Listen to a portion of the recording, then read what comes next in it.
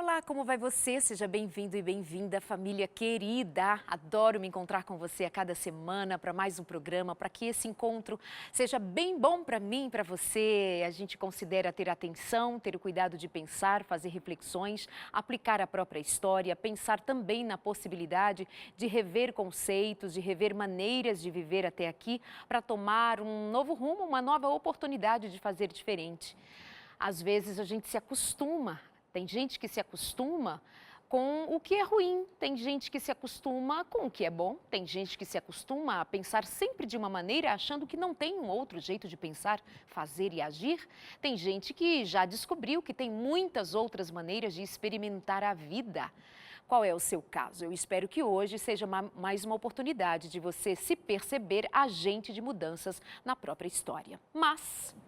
e quando a doença bate a porta? E quando a ansiedade, a depressão, pensamentos suicidas, dores, angústias batem a porta? Por mais que a gente queira fazer diferente, às vezes estamos muito presos a essa própria enfermidade. E o que a gente faz?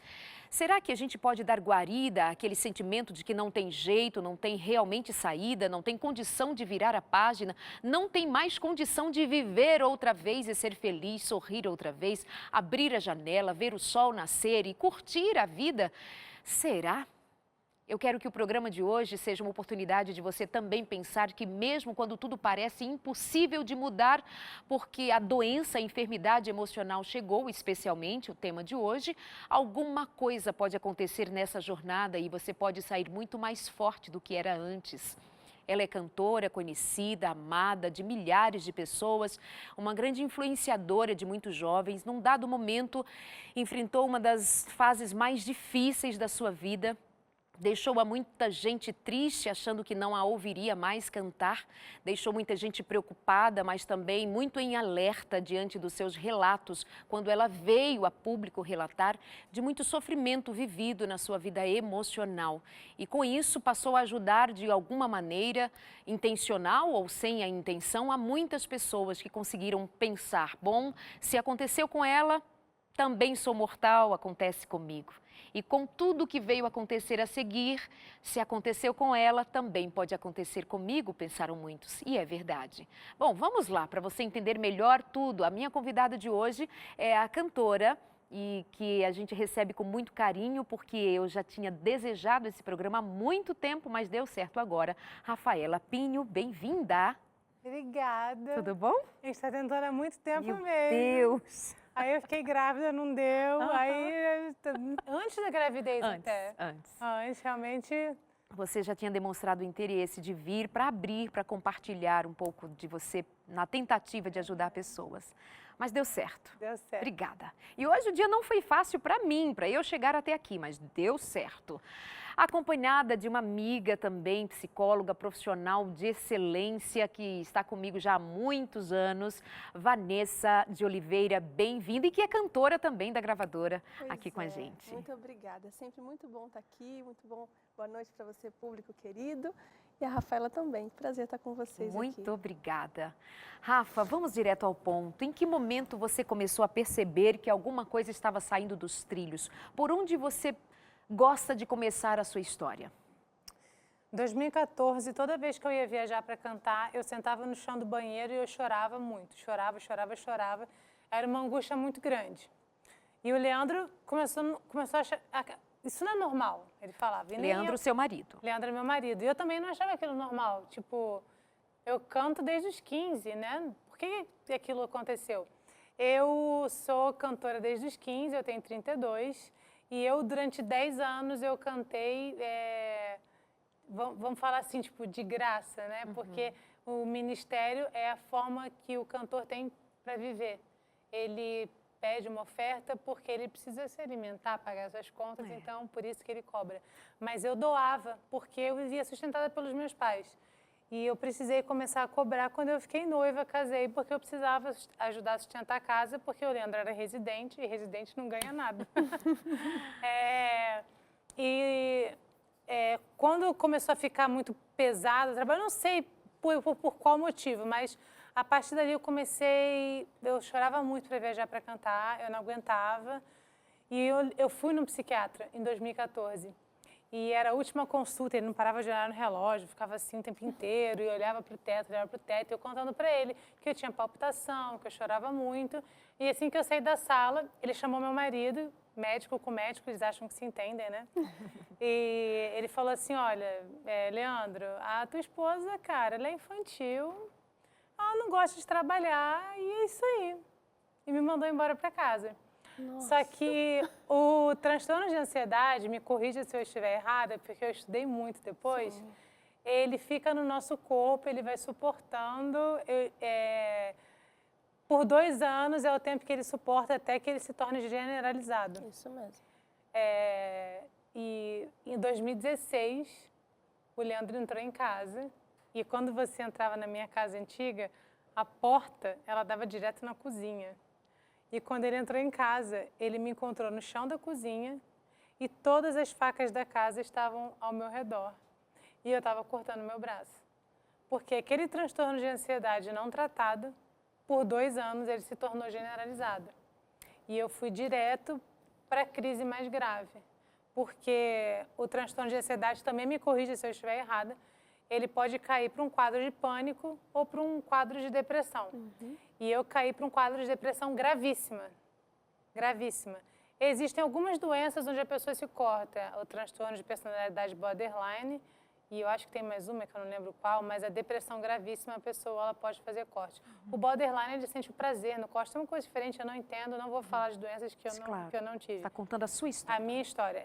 A depressão já estava no nível gravíssimo e o transtorno de ansiedade estava generalizado. O caso estava assim, absurdo. E o Leandro, ele é uma pessoa muito calma e espirituosa também, assim. É óbvio que ele viu aquilo e ele ficou muito assustado, mas ele tentou brincar, assim. Ele me levantou e falou assim, mas amor, você tentou se matar. Assim, ele brincou, me levantou. Ele foi suave na abordagem com você, como se estivesse te tirando de um perigo. E até porque nunca foi nada no pulso, né? As minhas cicatrizes, elas são todas aqui, elas são todas daqui para cima. E são muitas, né, Rafa? São muitas. Uma vez eu cortei 360. Esse foi o único dia que o Leandro chorou na minha frente. Porque ele precisava ir numa reunião. E eu prometi para ele que eu ia ficar bem. Quando ele chegou em casa, eu tinha cortado meu braço 360 graus, tipo, tudo. Nessa vez ele chorou na minha frente, porque o Leandro, ele é muito forte, ele chora no banheiro, sozinho. Nesse dia ele chorou na minha frente. E ele começou a limpar os cortes e tudo. E foi ali que eu conheci meu psiquiatra, que assim, na verdade eu troquei 3 vezes de psiquiatra, não foi ele não. Eu fui num outro que também era daqueles que não queria e eu conheci o meu. E o meu é incrível, eu faço terapia até hoje. E foi ele que me tirou do buraco mesmo, mas então, não é de uma hora para outra. Né? Esse é um resumo de uma história tensa, que tem um começo que, como na maioria das vezes acontece na experiência de quem passa por algo semelhante, uma certa negligência, por falta de percepção, né, Vanessa, do que está de fato acontecendo. O que acontece? Ela cantava desde os 15 anos, como bem disse, cantava desde os 15 anos, mas não era alguma coisa que ela necessitava da remuneração, portanto ela cantava mais por prazer, por ministério, por acreditar e por gostar de cantar, e assim fazia. Está prestes a assumir uma grande responsabilidade, casar. Agora uma mulher que sai da companhia dos seus pais para ser agora dona da sua história, da sua casa, casar. Já é uma grande responsabilidade. Ainda passa a fazer o trabalho profissionalmente, requerendo agenda, remuneração, pagamento. E aquilo tudo somado com outros detalhes que provavelmente estão envolvidas na história, ela começa a sentir, mas 2 anos se passaram até que algo muito grave explode. Há uma certa negligência nossa de não darmos talvez o crédito necessário. Até o psiquiatra disse, é infantil, é uma menina, não quer trabalhar. Quer dizer, até o profissional de saúde mental toma algo sério que está sendo relatado pelo paciente como... é uma menina, bobinha, não tem por que estar sofrendo. Tinha 27 anos, né? Ou seja, não era uma menininha.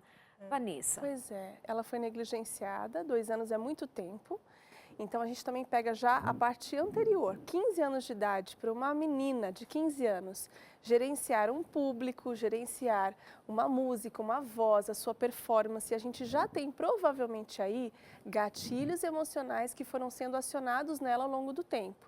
Nenhuma depressão, nenhuma ansiedade generalizada, ou mesmo uma ansiedade leve, ela começa do nada. Ao longo de muito tempo, ela vai dando pequenos gatilhos emocionais, onde esse paciente vai começando a sofrer algum tipo de pressão. A pressão externa é muito forte, então ela tinha uma posição que lidava com o público, que lidava com a pressão interna, eu tenho que fazer bem feito, minha voz tem que estar boa, eu tenho que estar com tudo ok.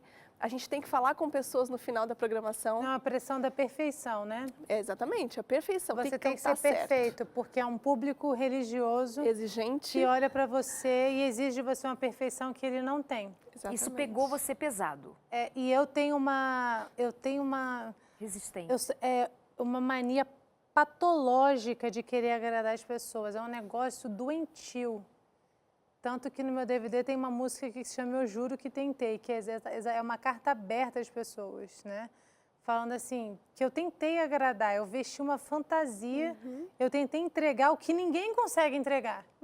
Ninguém consegue agradar a todos. Então, desde os 15 anos, tentando agradar, até minha própria mãe, assim, que queria que eu cantasse uma música que eu não queria cantar, porque eu achava que eu estava sem voz aquele dia e não conseguia. Então, assim, não é só isso, é óbvio que não é só isso, mas são fatores realmente que vão se juntando. Ninguém fica doente mentalmente do nada. E o que mais me, assim, desculpa, irrita é quando as pessoas religiosas falam que esse tipo de doença é falta de Deus. Isso é uma coisa que... mas... E que, impressionantemente, é da cultura religiosa, não é? Porque historicamente, não somente no meio religioso, mas historicamente sabe-se que o trabalho da psiquiatria ou da psicologia estava ligado a alguma coisa que tinha a ver com sondagem da mente humana, de assumir o lugar de Deus, de mudar o pensamento das pessoas. Então ela surge como uma ciência, mas ainda carregada de preconceitos. E junto com a religião, até hoje, de fato, muita gente, mesmo assistindo aqui a gente, tem essa queixa e pergunta, mas eu devo, não estaria faltando com a fé se eu procurar um psiquiatra, um psicólogo? E é uma pena que seja dessa maneira. Sim, exatamente. Então, que interessante que ela, contando a história dela, você percebe que não foi ali com 26 anos, com 25 anos, vem de muito antes. A pressão externa faz com que aquela criança, aquele adolescente, ele não consiga mais começar a lidar com essas apreensões, que antes eram externas e depois passam agora a ser internas. De alguma forma, em algum momento, ele aceita esse papel. Eu tenho que ser perfeito. Eu tenho que dar conta. E ele começa a fazer uma exigência interna muito alta. O preço disso, às vezes, é a alma. E aí ela vai, pede ajuda, ou seja, chega num ponto máximo que ela já começa a ter a crise de choro, né? É um aviso do corpo dizendo assim, não dou conta mais desse limite, não consigo mais suportar isso. Então o corpo estava dizendo. Muito legal que ela conseguiu procurar um psiquiatra, ela foi no lugar certo. Mas 2 anos depois, Ai, né, meu Rafa? Deus do céu. Não, ela eu procurei antes. Em 2014. Tá. E aí ele negligencia. Ela vai para casa com essa crença, essa fantasia de que não era uma bobeira, ela deveria continuar negligenciando. E aí ela chega no extremo. E como ela bem disse, o transtorno de ansiedade, se ele não for tratado, ele leva ou ao pânico, que também leva à automutilação, ou ele leva à depressão. E no caso dela foi a depressão profunda. Como é que você descreve a angústia que sentia? Como era que... Você tinha consciência, eu não devo fazer isso, mas fazia. Você prometeu ao seu marido que não faria enquanto ele estivesse fora. Não, amor, vai, eu vou segurar, não vou me mutilar. Mas você não resiste, faz. Como é essa coisa fervendo? Não é nada planejado. Sim. Na verdade, é assim, quando é crise. Eu já tive uma crise que eu fiquei 4 horas no sofá, 4 horas. Você chora, não é chorando, eu tô chorando. Você não consegue respirar. E eu fiquei 4 horas pedindo pro Leandro me matar. Eu falava assim, Leandro, você é médico. Você sabe fazer. Por favor, você sabe fazer. Você tem que me matar, você sabe fazer. Você sabe fazer. E ele ficou 4 horas fazendo carinho na minha cabeça, falando assim, você não vai morrer, você vai passar, isso vai passar, você vai ficar bem. Tipo, o Leandro, ele é muito calmo. Ele ficava, você vai ficar bem, isso vai passar. Então, assim, essa é uma doença que ela afeta todos à volta. É muito difícil a família aceitar. A minha família demorou muito tempo para... O Leandro ficou muito tempo sozinho, porque minha família nunca conviveu com isso. Então, demoraram para aceitar. Quando aceitaram, ajudaram bastante. Mas quando demora a curar, muitos Cansam. Cansam e vão indo embora. Isso mesmo. vão indo embora. Né? Porque não é uma doença que cura assim. Sim, exatamente. Né? É um Como se fosse um processo. câncer. Câncer não cura assim. O que cura assim é gripe. Né? Transtorno mental não cura assim. E ele ficou lá, ficou do meu lado, falou que eu não ia morrer, que não ia acontecer. E, na verdade, é o que eu falo. A única coisa que eu sei do transtorno borderline é que eles têm o prazer, tanto que eles fazem o corte certinho, em retinho, fazem em lugares onde esconde. Comigo era assim, tipo, na minha casa só tinha colher. A moça que ajudava em casa, ela levava uma faca para casa dela e quando ela lá, ela levava a faca para cozinhar. Eu achava grampo, eu arrancava a parte redonda do grampo. Uma das cicatrizes mais feias foi com grampo.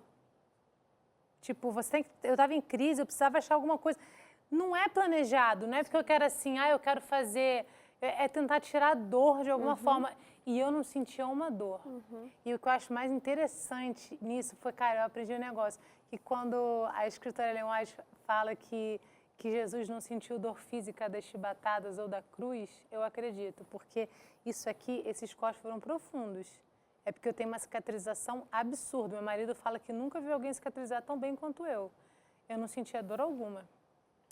Eu já cheguei a ter uma crise no banheiro da casa da minha mãe. Meu irmão tem uma tesoura profissional, que ele aparava a barba. Ele esqueceu a tesoura no banheiro. E eu tive uma crise que eu olhei, eu peguei a tesoura, eu fiz 5 talos. Eu só parei porque eu estava começando a ficar mais racional. Que eu vi, né, você vê gordura e tal, foi muito feio, sangrou muito. Eu larguei a tesoura e ao mesmo tempo eu comecei a gritar minha mãe e o Leandro, porque eles tinham que ir lá para me parar. E eles entraram no banheiro, não trancava a porta, porque eu comecei a ter consciência de que aquilo tinha que parar. 2 coisas importantes ela está falando. Até para quem em casa não conhece ou está começando a ter os sintomas, né, e não sabe exatamente o que fazer e como fazer. Então, a primeira coisa que me chama a atenção a dor emocional é tão grande e é tão forte, é um desespero tão intenso para você parar de sentir a dor emocional que você faz a física. A física é um jeito que o corpo tem para fazer parar a dor emocional. Por isso que eles fazem a automutilação. E a segunda coisa é sobre a consciência. Durante muito tempo, os pacientes não acreditam que aquilo é uma crise, que é uma doença. Durante muito tempo, eles se culpam por estar sentindo aquilo, não sabem exatamente o que é e acham que, assim, está acontecendo alguma coisa externa que eu não posso mais sentir. Por isso que ela dizia, eu quero morrer, eu quero parar de sentir essa dor toda. E muitos pacientes sentem dessa mesma forma, até que você toma uma consciência de que é uma doença. Aí vem então eu não posso mais trancar a porta, porque agora eu já sei que isso faz parte de uma crise. Essa consciência que o paciente reconhece no começo é que dá referência a ele para ele saber o que fazer e começar a colaborar, ter um pouco mais de maturidade emocional para conseguir lidar com uma doença que ele desconhece. Minimamente. Minimamente. Aí que ela foi descobrir o que era, ler a respeito, descobrir que não era só ela no mundo, que tinha aquilo que muitas outras milhões de pessoas sofrem caladas, porque há muito preconceito, porque as pessoas interferem com a questão da religião. Você não tem Deus, você não acredita, você não tem fé, você é uma mimada, você tem tudo e você está reclamando. As pessoas não sabem que isso é uma doença, a pessoa não tem controle. O cérebro é um órgão como qualquer outro. Exato. Eu acho que eu fui muito privilegiada, porque eu tenho um marido médico e muito amoroso, que desde o começo ele já identificou. Legal. E no dia seguinte, a primeira crise, ele já me levou em outra médica. Então, assim, desde o começo eu fui tratada e eu recebi amor. Então, assim, meu marido, eu fui privilegiada. E eu tenho muita pena das pessoas que, assim, é uma coisa que me dói muito. Desde que eu contei a minha história, assim, diariamente eu recebo muita mensagem. E tem um problema, assim, que eu não tenho estrutura mental mesmo para cuidar, assim, para aconselhar sempre. Porque me afeta. Me afeta. Dá um gatilho emocional novamente, Porque eu tenho muita pena. É uma coisa assim, as pessoas não terem a mesma estrutura que eu tive. Eu acho que esse programa nem deveria ser pro doente em si. É para a família. Gente, as famílias, elas são... Eu vejo famílias de pessoas assim, riquíssimas desde de famílias riquíssimas a famílias pobres. Pessoas ignorantes no sentido literal da palavra, sem conhecimento. Você é tão bonita, você tem dinheiro, você tem tudo que você quer. Então, você tá sofrendo por quê? Tá chorando por quê? Ou, tipo, aconteceu agora no Rio de Janeiro, do sequestro do ônibus, do rapaz que queria queimar o ônibus. Depressão grave. Queria chamar atenção. A mãe estava lá, estava chorando, mas a família realmente não dava atenção para o rapaz. Então, assim, em 2016, eu falava já, estava doente, eu li um livro e eu falava, a Organização Mundial de Saúde escolheu a depressão esse ano como a doença para o mundo prestar atenção. E eu falava isso para todo mundo, eu falava. Que 2020 vai ser epidemia mundial. É verdade. Vai afetar tantas pessoas que vai afetar a economia mundial. As pessoas não vão conseguir sair de casa para trabalhar. E aí parece que é só agora, 2019, que os atores estão falando, que as pessoas estão abrindo os olhos para isso. Mas é daqui a 4 meses, o ano que vem, até agosto, sei lá, faltam 7 meses para que isso aconteça. Então, assim, não está muito em cima da hora? Você tem muita razão ao falar de que a família precisa estar no contexto de ajuda, mas a família também precisa ser ajudada. Do ponto de vista do conhecimento, mas a gente está falando de famílias que não sabem nem por onde começar a elaborar esse conhecimento, porque tem a vida correndo, tem o trabalho, tem uma dinâmica que estava funcionando, de repente um parou. E aí um para, e como é que esses outros vão dar conta se eles nem sabem, eles nem podem dar conta? Ou seja, no final das contas, está todo mundo num prejuízo absurdo, nessa correria da sobrevivência e adoecendo. E do ponto de vista do que está doente, meu Deus, a gente está falando de uma doença mental. O que dá prumo à vida? O que dá prumo à existência? É eu ter condição de raciocinar, de fazer boas escolhas, de me adaptar a esta ou aquela outra situação. Gente, nós estamos no fim da história humana e não dizemos isso para te desesperançar. Nós estamos num canal que consideramos falar de esperança, Novo Tempo, canal da esperança. A gente fala da problemática e sempre quer levar você a um caminho de esperança, de luz, de renovar as expectativas. E o programa de hoje não é diferente. Mas nesse primeiro momento, nós estamos assim, colocando essa situação de uma forma muito aberta, de alguém que vem dizer da sua vida pessoal, de como foi com ela, de como foi cobrada, de como a ansiedade pegou e jogou-la no chão, a jogou no chão. Quando ela pega objetos, se corta, se machuca, se fere, é óbvio que a mente não está funcionando. Ponto. E quando não está funcionando, se alguém não parar para ajudar, colocar essa ovelha machucada no ombro e com força levar, o que faz? Ela teve uma família que fez e ainda demorou um pouco para entender. Tinha um marido muito bem preparado e, sobretudo, com muito amor e muito cuidado, conseguiu levar. Mas, e aí? O que a gente vai fazer? A gente vai descobrindo que o remédio para tudo isso ainda é amor. Claro que sem dispensar tudo mais que ela fez, e nós ainda vamos falar sobre isso. Mas se não tiver amor para dar o remédio, se não tiver amor para levar no psiquiatra, se não tiver amor para dar conta de que tem alguém ali morrendo, sangrando, faz como muitos fazem. Cansam, porque cansa, ai, não dou conta, e vai embora. Ou seja, está todo mundo precisando de ajuda. Mas, de qualquer forma, o grito é esse. A gente precisa de ter atenção, muita atenção e amor. Paciência e muito amor. Rafa, você foi atendida, então, por um excelente profissional da psiquiatria.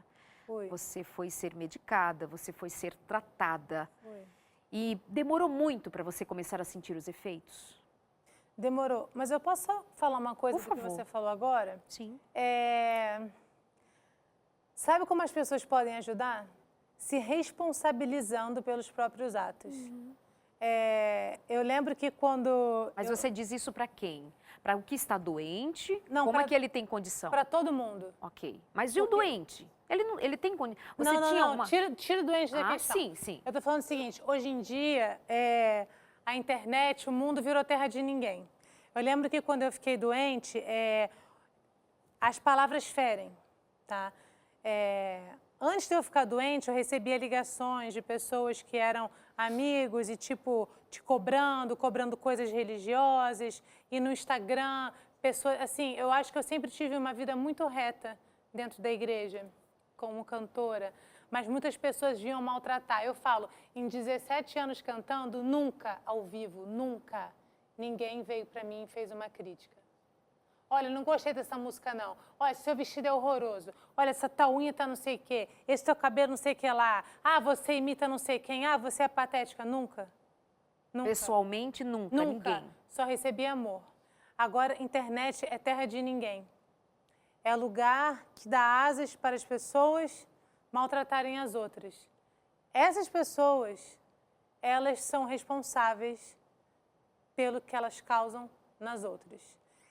Quando eu fiz um desabafo que eu postei nos meus stories de Instagram, que crente que assumi em 24 horas, e as pessoas pegaram e jogaram no YouTube, tá lá até hoje. Eu falo, meu Deus, como é que tira isso da internet? Mas já era. Tá na internet, não some mais. Eu lembro que eu falei assim, você que me xingou, você que me ofendeu, você segurou cada faca, cada caco de vidro, porque eu já quebrei até porta-retrato, cada ponta afiada que cortou meu braço.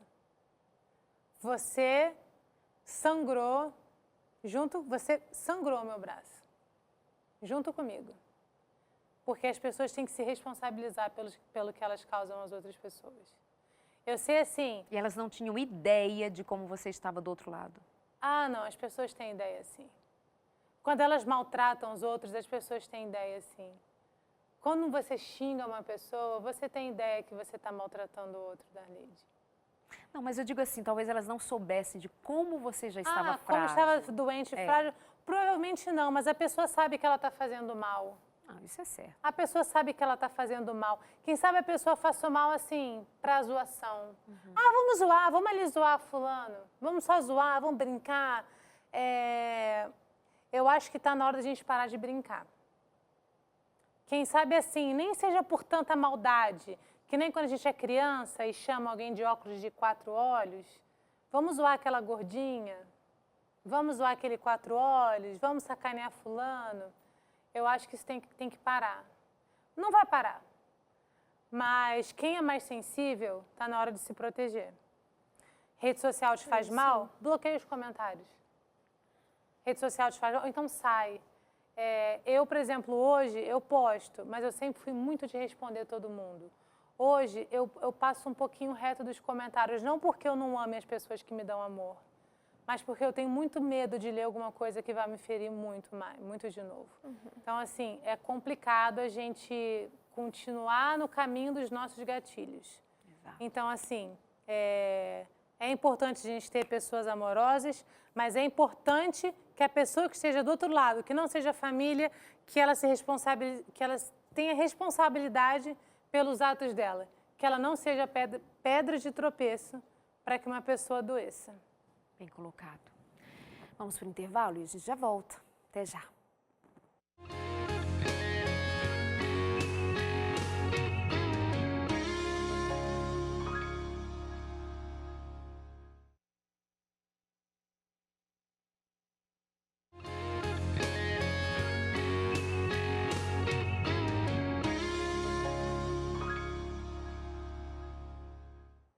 Voltamos no consultório de família, bem-vindo e bem-vinda, você que chegou meio que pela metade, pegando a história assim meio que já correndo.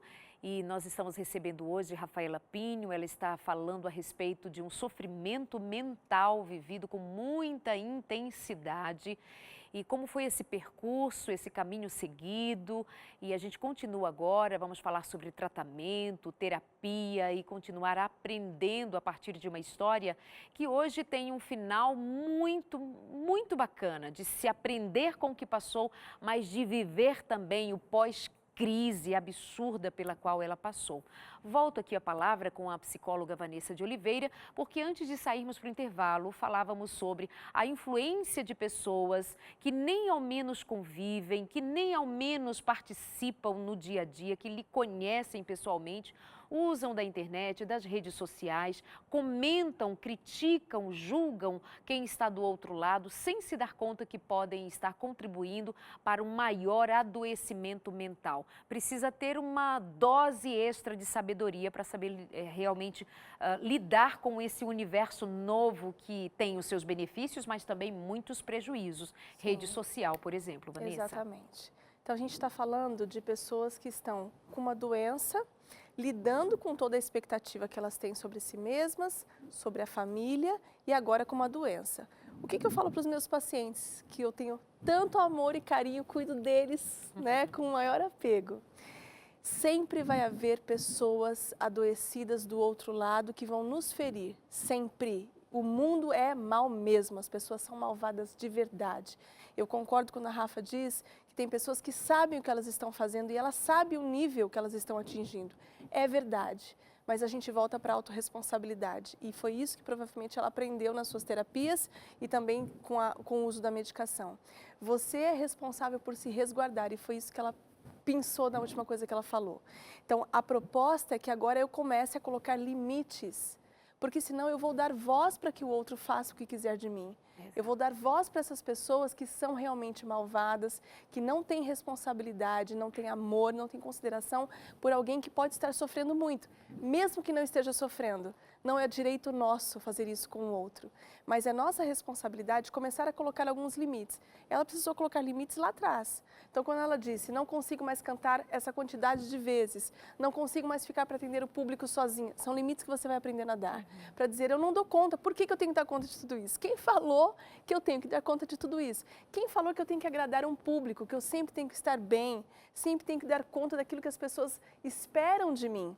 Então, conforme os limites foram acontecendo, ela também precisou colocar limites nas redes sociais, que como ela disse, é terra de ninguém e é mesmo, as pessoas vêm ditar regras e dizer o que elas acham a nosso respeito, é o momento para você dizer, não vou resolver todos os casos, não vou responder todas as notícias, se for alguma coisa negativa eu vou bloquear, eu vou denunciar, eu vou colocar a voz. Ou vou sair dali, ou eu vou sair dali. Né? Recentemente, o Exatamente. Padre Fábio de Mello, ele fez um comentário e desencadeou milhões de comentários.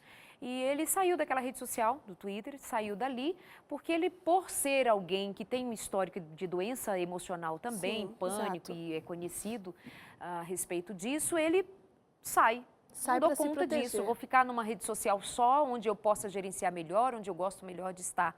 Então, é realmente um contraponto que a gente precisa fazer. Do outro lado, o indivíduo doente, do lado de cá, um também que está doente, não vai dar boa coisa, mas do mesmo jeito que esse outro de lá, muitas vezes, não se responsabiliza por não ter esse nível de compreensão do que Sim. faz, por ser doente também, porque só sendo uma pessoa doente, infeliz, ou uma pessoa com uma visão que está deturpada a respeito do que acontece, ou acha que está falando de igual para... sei lá.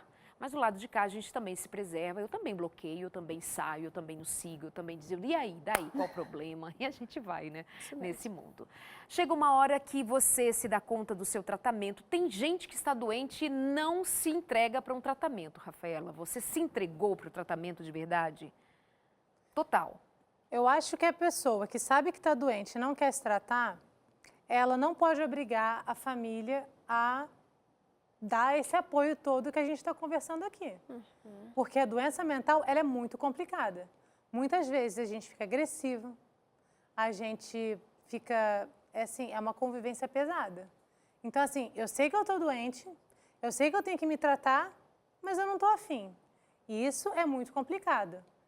Eu acho que, assim, eu conheço uma pessoa que fala assim, eu me amo do jeito que eu sou assim mesmo, aí vai uma vez ou outra lá no médico, aí toma remédio uma semana, aí para, se torna agressiva, aí depois fica um anjo, provavelmente deve ser bipolar, não sei, fica cíclico, maltrata as pessoas, ofende a um nível que, assim, destrói, acaba, as pessoas ficam mal, não quer se tratar. Eu acho que a família não precisa passar por isso, porque ela pode adoecer a família dela. Então, assim, aí eu acho que já é um outro assunto. Mas eu, quando eu descobri que eu estava doente, eu não faltei nem um único dia à minha terapia. E eu fiz terapia com o meu psiquiatra, porque ele já ia dosando. Como eu estava num caso muito grave, eu precisei fazer com ele, porque ele já ia dosando a minha medicação, né? Conforme ele via. Às vezes eu ia 2 vezes na semana, então ele já ia vendo. Não, vamos então... Eu já cheguei a tomar 16 comprimidos por dia. Nossa. Então ele ia dosando. Vamos dosando esse remédio aqui, dosando esse remédio ali, esse aqui, esse aqui, esse aqui. Agora vamos tirar esse. Então, assim, foi um tempo que ele ia dosando. E eu nunca deixei faltar um remédio. Eu nunca faltei um dia de terapia e eu nunca deixei faltar um remédio. Então, assim, eu escolhi me tratar. E ainda assim foi longo, não foi? A minha doença foi muito aguda, mas a minha cura ela foi rápida, porque assim, rápida. Porque contando, assim, pro grau que eu tava, cortando e sem sair de casa, assim, eu não podia ouvir barulho. Se a gente estivesse aqui, nesse silêncio tá agora, e caísse um copo, eu teria uma crise absurda. Eu não podia ouvir barulho.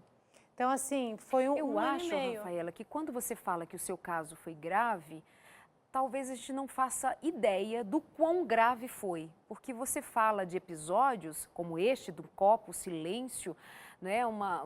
Você realmente passou por situações que talvez nem Vanessa, eu, ou mesmo você contando, gente, foi grave, mas foi muito grave. Foi. Eu estava andando de carro com o Leandro, estava silêncio, estava chovendo.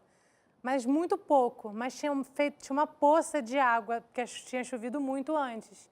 E a gente estava no carro e passou um caminhão nessa poça de água e jogou água no nosso carro.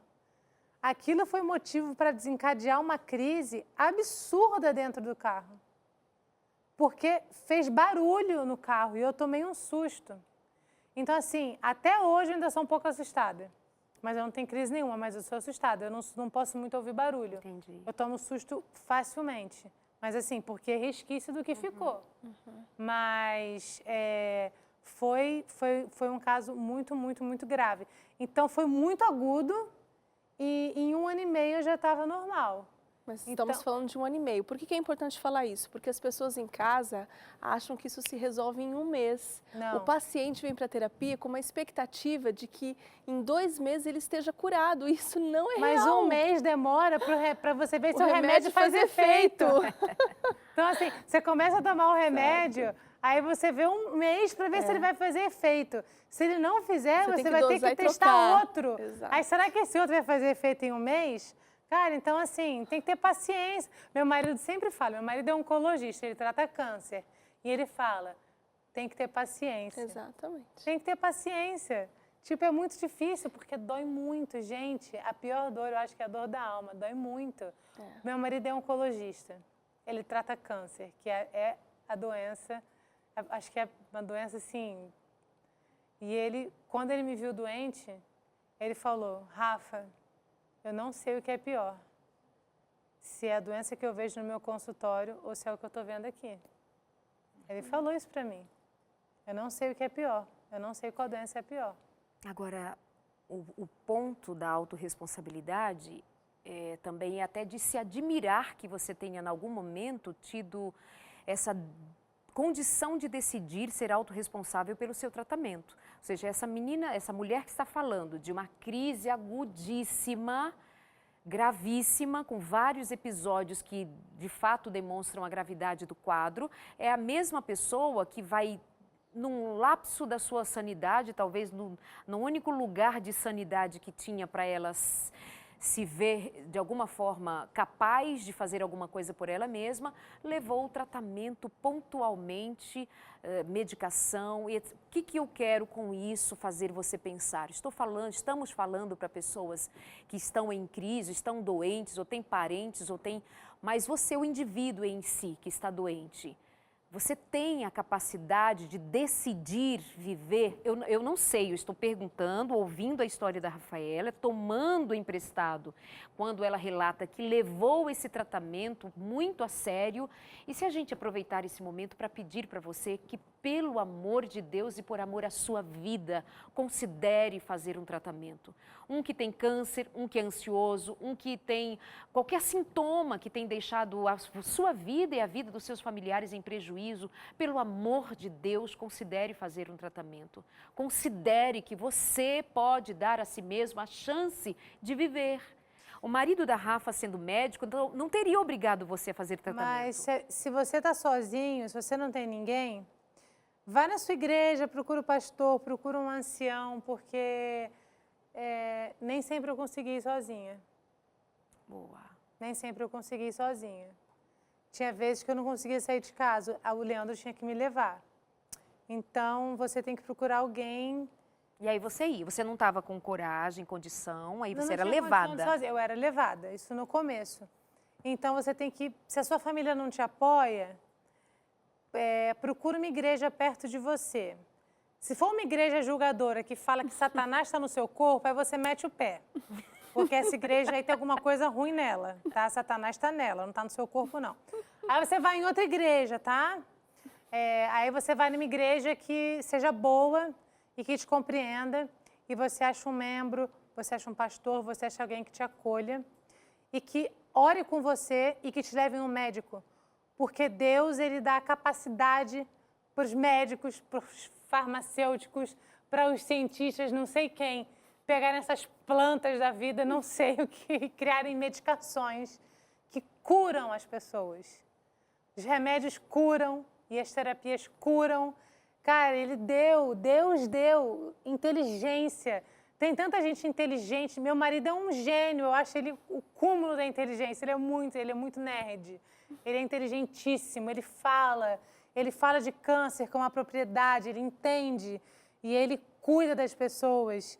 E ele e Deus juntos, eles curam as pessoas, eles aumentam a qualidade de vida das pessoas. O meu psiquiatra, ele é cristão e ele me curou, ele e Deus, eles me curaram. E as medicações? E a pessoa inteligente que lá atrás, junto com outra pessoa, criaram o remédio que eu tomei, os 16 remédios que eu tomei, que me curaram. Então, assim, não é possível que você ache que é só você ajoelhar e orar, e Deus vai te curar. Deus vai te curar, porque Deus pegou um filho dele, que ele criou, e deu capacidade para esse filho criar um remédio para curar você. Então, é isso que Deus faz. Ele não vai aparecer aqui, tocar você e curar você. Ele vai te curar através dos filhos dele. É isso que a gente tem que entender. Isso é importantíssimo da gente entender. Ele não vai descer aqui do céu hoje, tocar em você e te curar. Ele vai te curar através dos filhos dele. Por favor, entenda isso. Deus pode vir, tocar e curar porque Ele é Deus. Isso nem Rafaela, nem eu, nem nós, porque a gente não põe Deus numa caixinha. A gente só não quer que você acredite do ponto de vista de uma ignorância, até da ordem espiritual, de que não tem a ver, a ciência não tem a ver com os mistérios de Deus sendo revelados para nós. É só para a gente entender que a ciência, ela tem a sabedoria que tem, o conhecimento que tem, a boa ciência. Lembrando que a própria Bíblia diz, tudo que é bom vem de Deus. Os profissionais, as pessoas que trabalharam o conhecimento, elas não estão a serviço do diabo, porque elas são profissionais da área de saúde mental. Elas estão a serviço como qualquer um outro profissional, cardiologista, oncologista, qualquer um outro especialista. E a gente precisa ter essa ideia muito clara. Tudo que é bom veio de Deus, é bíblico. Tudo que é bom não tem origem no diabo, tem origem em Deus. E oração é importante. Eu ia te perguntar agora da tua Não, mas a oração, espiritualidade. ela é assim, importantíssima. O meu marido, ele pegou um estudo agora, ele recente, que saiu, que fala que a oração, ela ajuda em todas as doenças. Sim. Ela ajuda, Atua assim, ela no ajuda sistema na nervoso cura central. de qualquer doença. Câncer, problema cardíaco e também nos problemas mentais. O que acontece é que o problema mental, ele realmente afeta a sua mente e ele acaba te afastando de tudo, da sua família, você fica oco, você não tem nada dentro de você. A sua dor, ela é tão profunda que é como se você não tivesse amor dentro de você. Vida dentro de você. Você está vazio.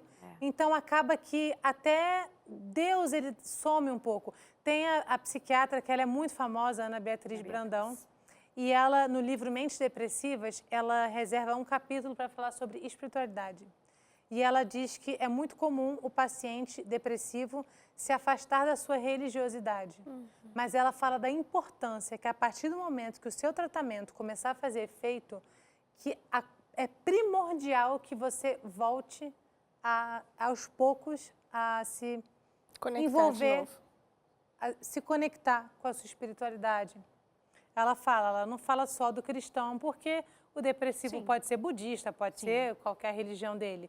Nós somos cristãos. E então... foi assim com você também? Foi assim Teve o seu comigo momento também. de ficar oca e teve o seu momento de voltar a se conectar. Mas quando eu estava oca, eu tinha pessoas orando por mim. Então, eu não estava sozinha. E Deus, ele entendia. Quem falou isso para mim foi o Leandro Quadros. Ele falou, Deus, ele tá do seu lado, ele entende você. Ele sabe o que você está passando. É isso, né? A espiritualidade tem um lugar assim, porque é Deus se conectando com a gente de novo. E atua diretamente no sistema nervoso central. É como se fosse o mesmo que usa droga e dá aquele relaxamento, a meditação, a contemplação no divino, na criação de Deus, a conexão com Deus, atua no sistema nervoso central e traz esse tipo de calma, porque gera em você esperança. E a esperança faz nascer a luta, que faz nascer a vontade de viver e de tentar mais um dia, e é um dia de cada vez. Para o ansioso, principalmente, a gente está falando de uma área bem primitiva no cérebro, bem no centro, que é da amígdala. Essa amígdala fica totalmente desregulada. Então, não é alguma coisa que a pessoa quis fazer. O cérebro dela desregulou pela quantidade de serotonina que o corpo dela não produziu. Então, baixou a serotonina, desregulou e a área frontal, que é uma área mais desenvolvida do cérebro, não dá conta de inibir essa ansiedade, que vai trazendo sentimentos negativos, pensamentos negativos e ações. São os 3 fatores que mais trazem um desconforto para o paciente. Então, quando ela está envolvida com essa dor muito forte, ela não tem mais conexão com nada e nem ninguém, nem família, nem espiritualidade, até porque vem sentimentos de raiva também. A irritabilidade é um dos principais sintomas que o paciente com ansiedade sente. Ele tem raiva de tudo e de todos, então essa agressividade, inclusive, é contra Deus. E aí veio a sua gravidez, moça, de 2 bebês de uma vez só, mãe de gêmeos, de uma baita, de uma surpresa. Como foi isso? Eu já estava bem, eu fiquei bem. Eu tomava só os remédios de controle, porque eu fiquei bem em novembro de 2017. Eu já estava sem sintoma nenhum de depressão. O transtorno de ansiedade é uma doença que eu acho que eu vou carregar para o resto da vida. Isso mas mesmo. Controlada. Isso mesmo. As pessoas acham que remédio é inimigo. Remédio não é inimigo. Se você está controlado, você tem que ficar feliz. Esse remédio me deixa bem. Me trouxe então a vem vida. remédio, fica aqui comigo, porque eu te amo, porque eu tomo você. E eu vivo normal, como qualquer outro ser humano. Então, eu estava tomando remédio de controle. Aí, eu gravei meu DVD, e no dia que eu gravei meu DVD, acabaram os meus remédios de controle da minha endometriose. Porque é um milagre também, meus filhos. Eu tenho uma endometriose muito severa, e eu fui desenganada por vários médicos de que eu não conseguiria engravidar. E aí eu falei, ok, sempre tive na cabeça que eu iria adotar ou que eu não teria filhos, teriam vários cachorros. E quando acabou o dia 7 de julho, eu virei pro Leandro e falei assim, Leandro, acabaram os remédios, não vou comprar mais não, tá? Aí ele, tá bom. Aí eu fui na ginecologista dias depois e falei assim, parei de tomar os remédios, tá? passa aí esses exames aí de fertilidade que eu vou fazer quando eu voltar da Europa. Porque eu nunca tinha ido na Europa. Eu e o Leandro, a gente economizou um tempão para ir, que eu queria ficar um mês lá. Foi uma economia de muito tempo para fazer aquela viagem dos sonhos, que seria setembro inteiro. E eu parei de tomar os remédios no dia 7 de julho. E o Leandro fez uma viagem, inclusive ele vai fazer agora quinta de novo, agosto, que é um congresso de câncer de mama. Que foi exatamente que dia hoje, dia 26 de agosto. Eu descobri que eu estava grávida exatamente nessa data.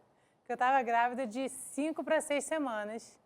E eu estava com aquele humor, assim, que o Leandro falou que ele queria me pregar na parede e socar a minha cara. Eu estava muito irritada.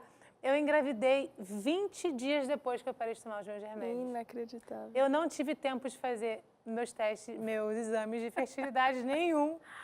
E eu só fiz o beta-HCG, não deu tempo de eu fazer ultrassom, porque eu descobri que eu estava grávida 3 dias antes da minha viagem para a Europa, a tão sonhada viagem. Aí eu, tá bom, tipo, um bebê, ok, vamos viajar. No Coliseu, eu vomitava. Em Amsterdã, eu vomitava de manhã e as pessoas me olhavam assim do tipo, porque Amsterdã tem muita droga, né? Aí a pessoa devia pensar assim, nossa, essa garota se drogou de manhã, não sabe nem usar droga direito. Todos os lugares, eu só vomitava e passava mal. E eu parei de tomar meu remédio de controle, assim, do nada, porque a grávida eu não podia tomar. Então eu não tinha visão periférica, porque não desmamei. Então, assim, eu odeio a Europa. A gente economizou um tempão e eu não vi nada.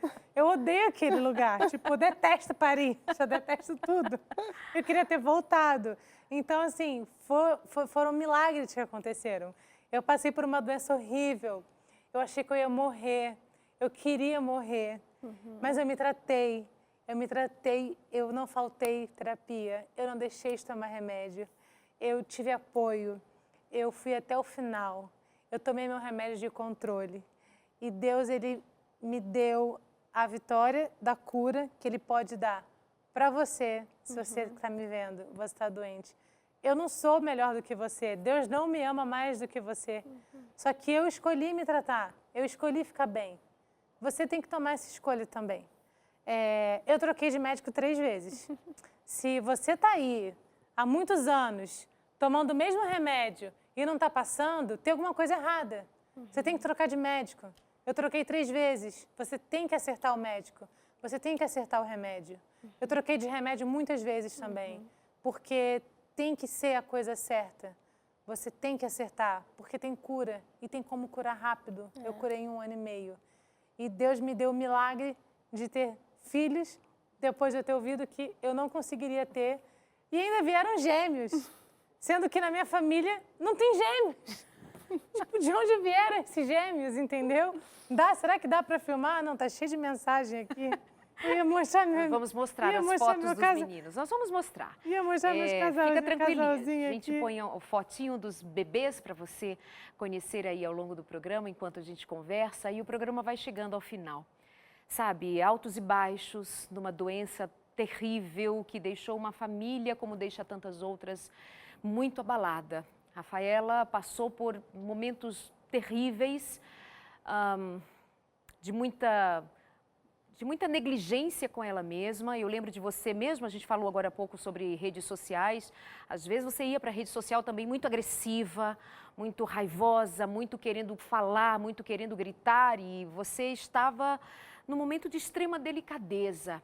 E um dia a Rafaela me ligou e eu lembro, você estava no aeroporto e chorava muito, estava com raiva, inclusive, de mim.